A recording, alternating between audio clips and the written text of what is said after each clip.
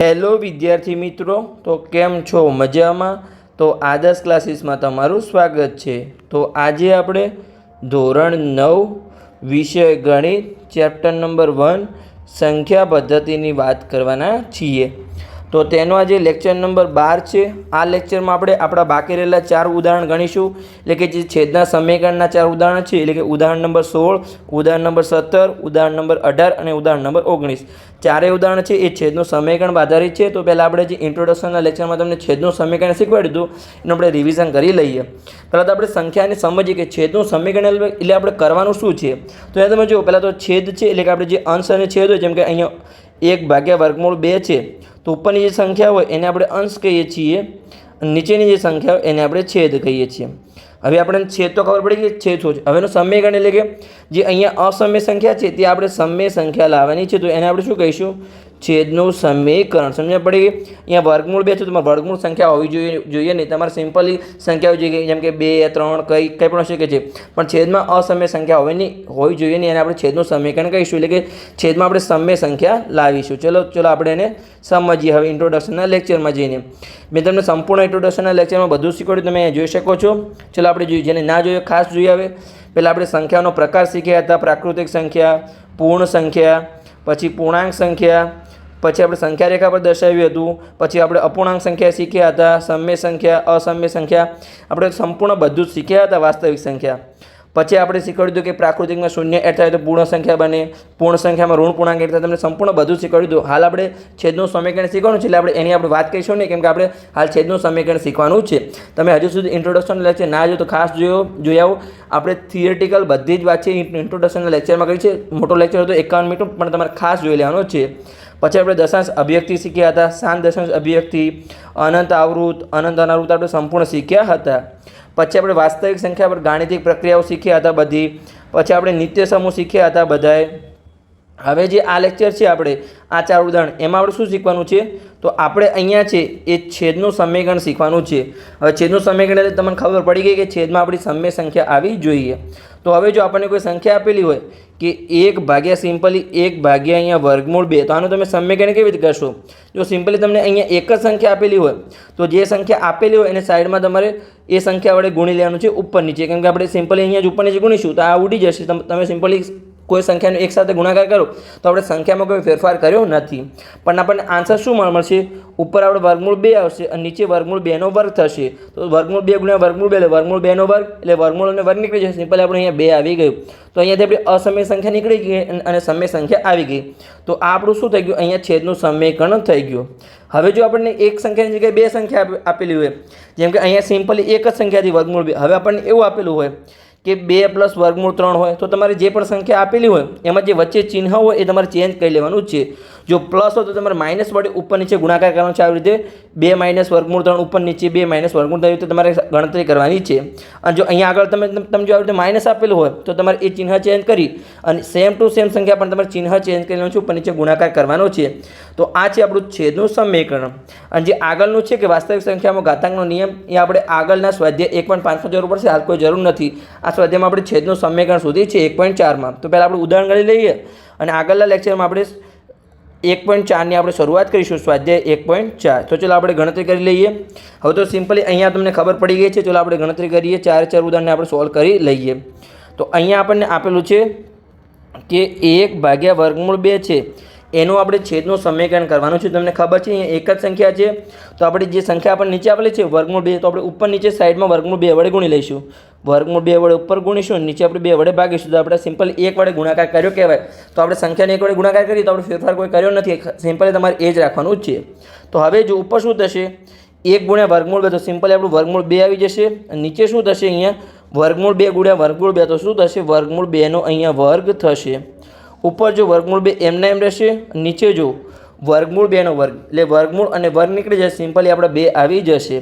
તો આ આપણો આવી ગયો ફાઇનલી આન્સર. આપણે અહીંયા 1 વર્ગમૂળ 2 નો આપણે છેદનું સમીકરણ કરી દીધું છે, કેમ કે છેદમાં આપણી સમ્ય સંખ્યા આવી ગઈ છે, આપણે અસમ્ય સંખ્યાને હટાવી દીધી છે. તો આપણો દાખલો અહીંયા પૂર્ણ થઈ ગયો. ઉદાહરણ નંબર 16. હવે ઉદાહરણ નંબર 17 ગણીએ. એમાં આપણે શું આપેલું છે કે એક સંખ્યા આપેલી છે. ઉદાહરણ નંબર 17 કે 1 નીચે 2 પ્લસ વર્ગમૂળ 3 છેદનું સમીકરણ કરો. તો ચાલો આપણે કરી લઈએ. મેં તમને કીધું જ છે કે જો બે સંખ્યા આપેલી હોય તો આપણે વચ્ચેનું ચિહ્ન ચેન્જ કરી ઉપર નીચે ગુણાકાર કરી લેવાનો છે. તો અહીંયા પહેલાં તો આપણે સંખ્યા લખી દઈએ કે 1/2 પ્લસ વર્ગમૂળ 3. તો અહીંયા આપણે ઉપર નીચે શું કરીશું, 2 માઇનસ વર્ગમૂળ 3 ઉપર ગુણાકાર કરીશું અને નીચે આપણે ભાગાકારમાં પણ 2 માઇનસ વર્ગમૂળ 3 વડે આપણે ભાગાકાર કરીશું. સિમ્પલ અહીંયા જે આપણું ચિહ્ન હતું વચ્ચેને ખાલી તમારે ચિહ્ન ચેન્જ કરી લેવાનું છે.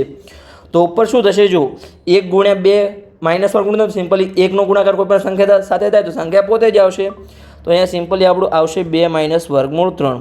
હવે તમે અહીંયા જો 2 પ્લસ વર્ગમૂળ 3 અને 2 માઇનસ વર્ગમૂળ 3 એનો ગુણાકાર કેવી રીતે કરતા હતા, આગળ તમને નિત્યસમ યાદ છે કે a પ્લસ બી હોય, a પ્લસ બી અને a માઇનસ બીનો ગુણાકાર હોય તો શું થાય, અહીંયા એનો વર્ગ થાય અને માઇનસ બીનો વર્ગ થાય. તમે અહીંયા જો સિમ્પલી બંને સંખ્યા સમાન છે, અહીંયા 2 પ્લસ વર્ગમૂળ 3 છે અને અહીંયા 2 માઇનસ વર્ગમૂળ 3. ખાલી તમારે ચિહ્ન છે વચ્ચેનો ખાલી ચિહ્નમાં ફેરફાર છે. તો આપણે શું કરીએ છીએ કે એનો વર્ગ માઇનસ બીનો વર્ગ કરીએ છીએ.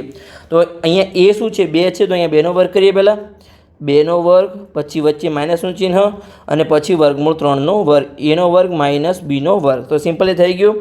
ઉપર એનું એ જ કે 2 માઇનસ વર્ગમૂળ 3. નીચે જો આપણે 2નો વર્ગ શું થશે, અહીંયા 4 થશે અને વર્ગમૂળ 3નો વર્ગ, એટલે વર્ગમૂળ અને વર્ગ નીકળી જશે. સિમ્પલી આપણે અહીંયા 3 રહેશે. તો આપણને શું મળ્યું હવે અહીંયા કે 2 માઇનસ વર્ગમૂળ 3, નીચે 4માંથી 3 જશે તો કેટલા આવશે, સિમ્પલી આપણે 1 આવશે. પણ છેદમાં આપણે ભાગાકારમાં કે ગુણાકારમાં 1ની કોઈ આપણે વેલ્યુ ગણતા નથી, એમ કોઈ પણ સંખ્યાને 1 વડે ભાગાકાર કરો કે ગુણાકાર કરો સંખ્યા પોતે જ આવે. તો આપણે સિમ્પલી ઉપરની સંખ્યા લખી લઈશું કે 2 માઇનસ વર્ગમૂળ 3. પણ આપણું છેદમાં સમીકરણ થઈ ગયું, કેમ કે છેદમાં આપણે 1 આવ્યા, તો 1 શું છે આપણી, એ સમય સંખ્યા છે. સમજ પડી ગઈ. તો આપણું અહીંયા ફાઇનલી આન્સર મળી ગયો ઉદાહરણ નંબર 17નો.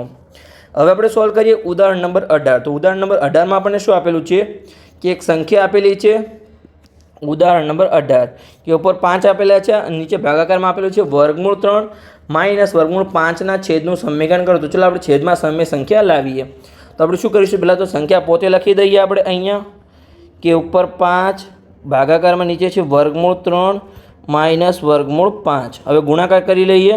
તો જો હવે શું કરીશું, આપણે જે છેદમાં સંખ્યા છે એમાં ખાલી જે વચ્ચેનું ચિહ્ન હોય એ ચેન્જ કરી ઉપર નીચે ગુણાકાર કરી લઈશું. તો અહીંયા આપણે શું કરીશું કે વર્ગમૂળ 3 પ્લસ વર્ગમૂળ 5, ખાલી આપણે માઇનસની જગ્યાએ પ્લસ કરી લેવાનું છે, વર્ગમૂળ 3 પ્લસ વર્ગમૂળ 5. સમજ પડી ગઈ. તો હવે જો ઉપર શું થશે, 5નો ગુણાકાર બંને અસમય સંખ્યા છે તો આપણે કૌંસમાં મૂકી દઈશું. જો આપણે કોઈ ગુણાકાર થતો તો આપણે ગુણાકાર કરો કે એક સમય સંખ્યા હોય તો આપણું ગુણાકાર પણ અહીંયા કંઈ પણ ગુણાકાર થશે નહીં. તો 5 ગુણ્યા કૌંસની તો વર્ગમૂળ 3 પ્લસ વર્ગમૂળ 5. સમજ પડી ગઈ. નીચે હવે જો આપણું એ જ આવી ગયું કે અહીંયા શું આપેલું છે આપણને a માઇનસ બી અને a પ્લસ બીનો ગુણાકાર તો આપણે શું કરીએ છીએ, અહીંયા તમને ખબર જ છે કે એનો વર્ગ માઇનસ બીનો વર્ગ આપણે કરીએ છીએ. તો અહીંયા એનો વર્ગ શું થશે, અહીંયા વર્ગમૂળ 3નો વર્ગ માઇનસ બીનો વર્ગ એટલે કે વર્ગમૂળ 5નો વર્ગ. સિમ્પલી તો ઉપર આપણે સેમ જ લખીશું 5 કૌંસની અંદર વર્ગમૂળ 3 પ્લસ વર્ગમૂળ 5, સરખેજ લખી દઈએ વર્ગમૂળ 5. અને નીચે શું થશે, અહીંયા જો આપણું કે વર્ગમૂળ 3નો વર્ગ, તો વર્ગમૂળ અને વર્ગ નીકળી જશે. સિમ્પલી આપણા 3 આવશે અને માઇનસમાં પણ આપણે વર્ગમૂળ 5નો વર્ગ, તો વર્ગમૂળ અને વર્ગ નીકળી જશે. સિમ્પલી આપણા 5 આવશે. તો હવે જો અહીંયા ઉપર જો હવે નીચે 3માંથી 5 જશે તો કેટલા આવશે, -2 આવશે. પણ માઇનસ ચિહ્ન હંમેશા આપણે ઉપર લખીએ છીએ, નીચે કદી છેદમાં લખાય નહીં. તો આપણે અહીંયા શું લખીશું કે માઇનસ ઉપર જે 5 છે આપણે માઇનસ ચિહ્ન આપીશું, નીચે આપણા 2 આવશે. અને જે ગુણાકારમાં છે ને આપણે ગુણાકારમાં લખી દઈએ. તો ચાલો લખી દઈએ. ગુણાકારમાં આપણે શું આપેલું છે કે વર્ગમૂળ 3 પ્લસ વર્ગમૂળ 5. સિમ્પલી આપણને આન્સર મળી ગયો. તમને હજુ સમજણ ના પડે તો ફરી એકવાર આપણે રિવિઝન કરાવી લઉં. અહીંયા કે જો અહીંયા 3માંથી 5 જશે તો આપણે શું આવશે, -2 આવશે. પણ માઇનસનું ચિહ્ન હંમેશા અંશમાં લખાય. તો માઇનસ આપણે ઉપર આપ્યા, નીચે આપણે સિમ્પલી 2 રાખી દીધા. તો -5 ભાગ્યા 2 અને જે ગુણાકારમાં હતું એને આપણે ગુણાકારમાં લખી દીધું છે. સમજણ પડી ગયા એટલા સુધી? તો બસ આપણો જે ઉદાહરણ નંબર 17 હતું એ પણ આપણું ઉદાહરણ નંબર 18 આપણું અહીંયા પૂર્ણ થઈ ગયું. હવે આપણે ઉદાહરણ નંબર 19 ગણીએ કે એમાં આપણને શું આપેલું છે. ચલો આપણે ગણી લઈએ ઉદાહરણ નંબર 19. તો એમાં આપણને આપેલું છે કે 1/7 પ્લસ 3 ગુણ્યા વર્ગમૂળ 2ના છેદનું સમીકરણ કરો. તો ચાલો આપણે સમીકરણ કરી લઈએ છેદનું, કે છેદમાં આપણે સમય સંખ્યા લાવવાની છે. તો ચાલો કરી લઈએ. અહીંયા જો આપણે સમય સંખ્યા આવી ગઈ છે તો કે હા, તો કે જે 2 છે એ અહીંયા સમય સંખ્યા છે અને ઉપર અંશમાં તમે અસમય હોય તો ચાલે, પણ છેદમાં તમે સમય સંખ્યા આવી જોઈએ એને આપણે છેદનું સમીકરણ કહીએ છીએ. તો ચાલો આપણે ઉદાહરણ નંબર 19 સોલ્વ કરીએ કે એમાં આપણે પહેલાં તો સંખ્યા લખી દઈએ. સંખ્યા કઈ આપેલી છે, 1 પ્લસ એકના ભાગાકારમાં 7 + 3 ગુણ્યા વર્ગમૂળ 2. તો આપણે શું કરીએ છીએ અહીંયા ખાલી વચ્ચેનું ચિહ્ન ચેન્જ કરી ઉપર નીચે સાઈડમાં ગુણાકાર કરીએ છીએ. તો અહીંયા એ જ કરીશું 7 - 3 ગુણ્યા વર્ગમૂળ 2 ભાગાકારમાં પણ 7 - 3 ગુણ્યા વર્ગમૂળ 2. તો ઉપર તો 1 છે તો સિમ્પલી આપણી સંખ્યા એ જ આવી જશે. એકનો કોઈ પણ સંખ્યા સાથે ગુણાકાર કરો સંખ્યા પોતે જ આવે. તો અહીંયા આવી જશે કે 7 - 3 ગુણ્યા વર્ગમૂળ 2.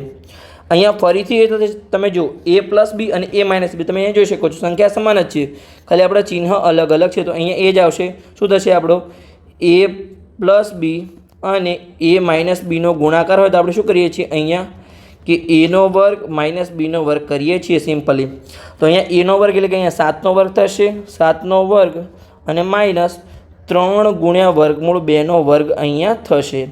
તો ઉપર આપણે સંખ્યા એમને એમ જ રાખીશું કે 7 - 3 ગુણ્યા વર્ગમૂળ 2 અને નીચે ભાગાકારમાં જુઓ અહીંયા 7 શું થશે અહીંયા 49 થશે. પછી હવે જુઓ પહેલાં આપણે 3 કહીશું તો 3 શું થશે અહીંયા આપણે કૌંસમાં રાખીએ કે 3 9 થશે. અને પછી ગુણાકારમાં જુઓ કે વર્ગમૂળ 2 તો વર્ગમૂળ અને વર્ગ નીકળી જશે સિમ્પલી આપણે અહીંયા 2 આવશે તો 9 ગુણ્યા આપણે 2 કરી લઈએ. ચલો આપણે આગળનું સ્ટેપ લઈએ હજુ એક કે 7 - 3 ગુણ્યા વર્ગમૂળ 2 અને ભાગાકારમાં 49 માઇનસ હવે 9 ગુણ્યા 2 કેટલા થશે આપણા 9 ગુણ્યા 2 અહીંયા 18 થશે તો ભાગાકારમાં આપણે 18 મૂકી દઈએ.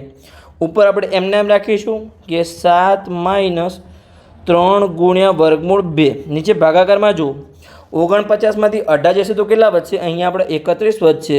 તો છેદમાં આપણી સમય સંખ્યા આવી ગઈ તો આપણે છેદનું સમીકરણ કરી દીધું છે અને આ છે આપણું ફાઇનલ આન્સર. સમજ પડી ગઈ? તો બસ આવી રીતે તમારે છેદનું સમીકરણ શીખી લેવાનું છે. આપણા 4 ઉદાહરણ પૂર્ણ થઈ ગયા. અહીંયા આપણો લેક્ચર પણ પૂર્ણ થઈ ગયો. આગળના લેક્ચરમાં હવે આપણે સ્વાધ્યાય 1.4ની શરૂઆત કરીશું. તો લેક્ચર સારા લાગતા હોય તો ચેનલને સબસ્ક્રાઈબ કરો અને તમારા મિત્રોને પણ વિડીયો શેર કરો તો એમને પણ સરળ ભાષામાં ગણિત શીખવા મળે.